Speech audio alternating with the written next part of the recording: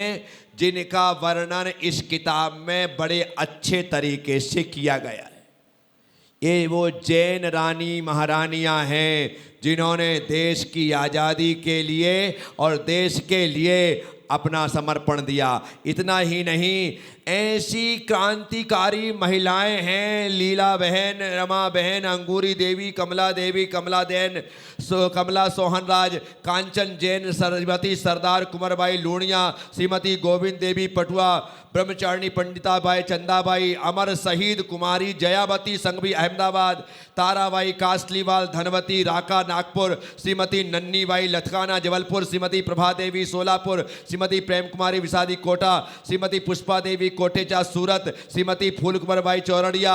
ऐसे नाम हैं। इसमें एक नाम ऐसा भी है जिन्होंने आज़ादी के लिए लड़ाई तो लड़ी ही, बाद में उन्होंने अपने नगर आगरा में मुनि संघ के आने पर प्रभावित होकर के उस क्रांतिकारी महिला ने आरिका की दीक्षा भी प्राप्त की, जिनका नाम रहा आरिका सरवतीमती। पहले नाम था सरस्वती देवी, आगरा की निवासी थे। ऐसी क्रांतिकारी महिलाओं के जीवन से भरी हुई किताब जब मेरे हाथ में आई, खाली महिलाएं नहीं पुरुष भी इसमें हैं, उनका भी जीवन परिचय है। इन किताबों को पढ़ कर के हमें लगता है कि हम खाली घर में हमारी महिलाएं रोटियां बनाने के लिए नहीं थी और ये सिर्फ तराजू तौलने के लिए नहीं थे। हमारे ऐसे भी पुरुष और ऐसी महिलाएं हुई है जिन्होंने आज़ादी के लिए अपनी गर्दन भी कटवा दी है, अपना सर्वस्व निछावर कर दिया है। इसलिए ए महिला सशक्तिकरण, आप कमजोर थोड़ी हो। मैं हमेशा कहता हूं किसी को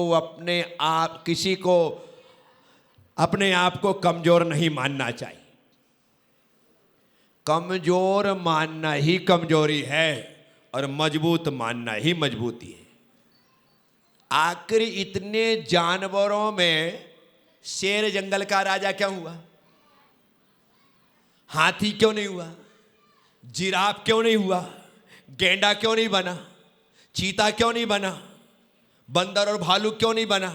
खाली शेर ही राजा क्यों बना? क्या वहां के जंगल के जानवरों ने मीटिंग करके उसको पास किया या फिर चुनाव हुआ, उसको वोट दिया कि भाई तुम हमारा राजा? शेर जंगल का राजा क्यों बना? क्या वजह, क्या कारण?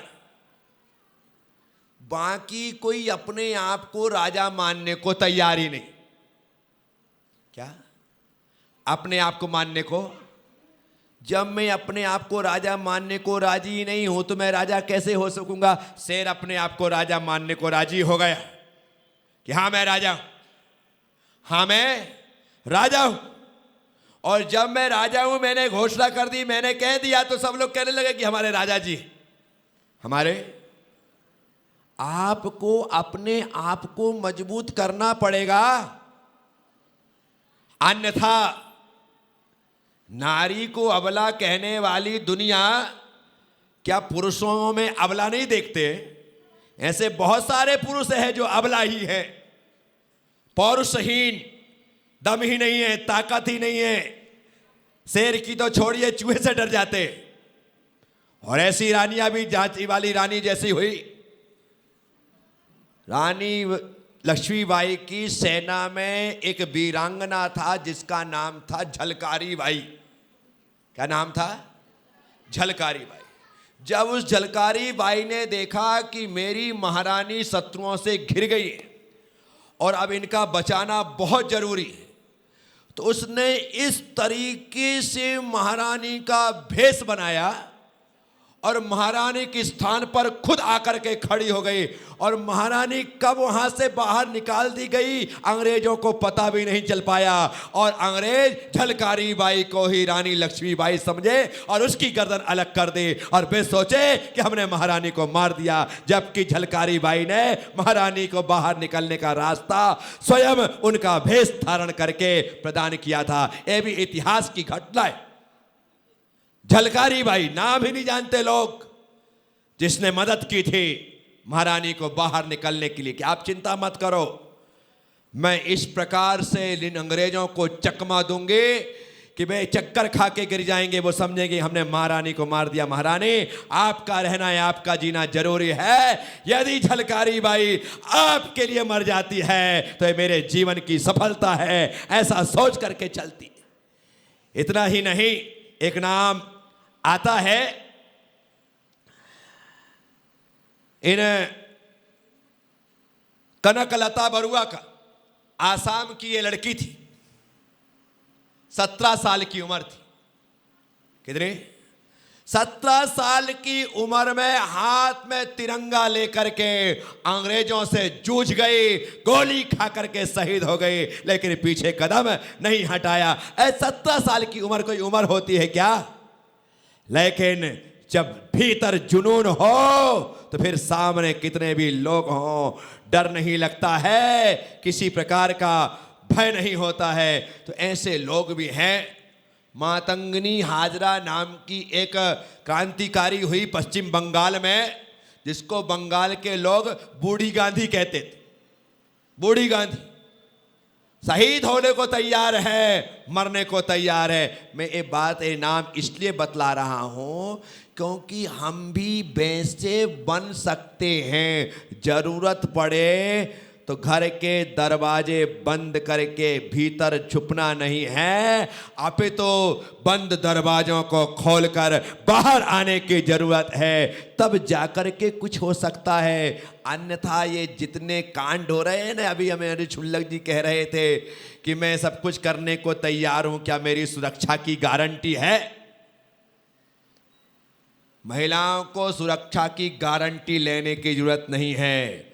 उन्हें अपने आप को इतना मजबूत बना लेना है कि उन्हें पता लग जाना चाहिए, उनका मन कह देना चाहिए कि यदि मैं आ गई और जूझ पड़ी तो मैं सुरक्षित हूं, क्योंकि महासती सीता को रावण हरण करके ले जाता है। मर्यादा की रेखा, लक्ष्मण की रेखा सीता तोड़ देती है और जैसे ही बाहर आती है अपहरण हो जाता है। लेकिन वह सीता जिसका अपहरण होने के पश्चात वह अशोक वाटिका में विराज बैठी है और चारों तरफ रावण की ही रक्षिकाएं उसकी रक्षा कर रही हैं, उसे मालूम है चारों तरफ खतरा ही खतरा है। लेकिन वह सीता आगे बढ़ते हुए रावण को ललकारते हुए एक तिनका उठाती है और कहती है, दशानन, यदि एक से एक कदम भी आगे बढ़े तो जल करके राख हो जाओगे। जो सीता लक्ष्मण रेखा का उल्लंघन करके रावण के चंगुल में आ गई, वो रावण के घर में जाकर के एक तिनके के माध्यम से अपनी रक्षा कर लेती है। मैं आपसे कहता हूं, आप में वह ताकत है, वह शक्ति है, दूसरे से रक्षा की गुहार करने की जरूरत नहीं है। हाथ में तिनका उठा लो, वो शील का, वो संयम का, वो धर्म का, अपने आप तुम्हारी रक्षा होगी। कोई तुम्हारा बाल बाका नहीं कर सकता। महिला सशक्तिकरण, महिलाओं में अदम्य साहस है, अदम्य शक्ति है। आज महिलाएं बहुत आगे बढ़ रही हैं। अब देखो तो सही, ये स्वतंत्र भारत के 15वें राष्ट्रपति के रूप में सोच भी नहीं सकते थे ना। श्रीमती द्रौपदी मुर्मू जी ने सोचा होगा कि मेरा नाम राष्ट्रपति के लिए एनडीए की सरकार नामांकित करेगी। वो अपने उस मोरभंज नाम के छोटे से गांव में वहाँ रह रही है, मोदी जी का फोन पहुँचता है और कहते हैं आपको हमने राष्ट्रपति के लिए नियुक्त किया है। अब सोचिएगा उस समय उन पर क्या बीती होगी। ये बीती उन पर जो हुई होगी, लेकिन जैसे ही द्रौपदी मुर्मू जी का नाम आया, आप ये मान के चलिए देश की जो 60 करोड़ महिलाएं हैं, उनका सीना अपने आप चौड़ा हो जाता है कि आज महिलाओं को आगे बढ़ाया गया है, महिलाएं आगे आ रही हैं। साथियों, आप यदि किसी ऊंचे पद पर पहुंचती हैं तो निश्चित तौर पर पूरा महिला समाज गौरवान्वित होता है।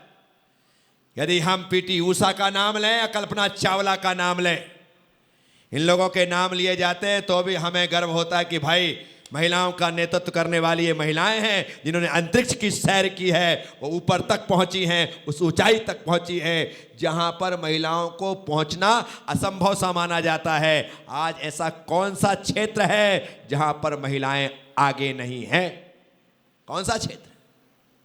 हर क्षेत्र पर फ्लाइट उड़ाने लगी महिलाएं, ट्रेन चलाने लगी महिलाएं, सब जगह अपना लोहा मनवा रही हैं महिलाएं।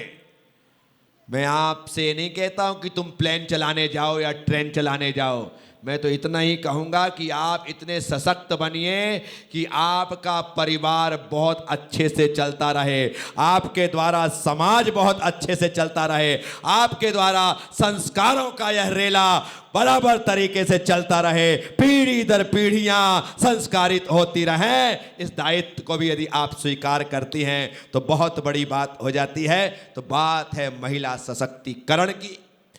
तो शहर में बहुत से महिला संगठन हैं और सभी महिलाएं कार्यरत हैं और ये कार्यरत रहना चाहिए। भूमिका तो निभाना पड़ेगा। अभी ऐसे कई समाज हैं जहां पर अब उस समाज के लोगों ने समाज में महिलाओं को ही अध्यक्ष बना दिया।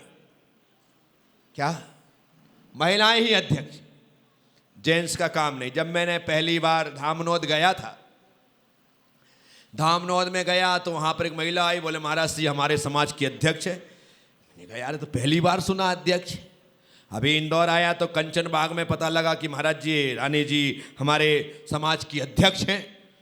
बड़ा अच्छा। यानी कि समाज के लोग भी महिलाओं की गतिविधि कार्यशैली को देख करके अब उन्हें यह दायित्व दे रहे हैं। जब एक महिला देश की राष्ट्रपति बन सकती है, जब एक महिला एक यूनिवर्सिटी की कुलपति बन सकती है, एक महिला ताई हमारी यदि लोकसभा की स्पीकर बन सकती है, मीरा कुमार बन सकती है, यदि ये सब सीतारमण वो हो सकती, ये सब बन सकती हैं, सुषमा स्वराज बन सकती हैं, मदर टेरेसा ऐसा इतना काम कर सकती हैं, तो आप क्यों नहीं कर सकते?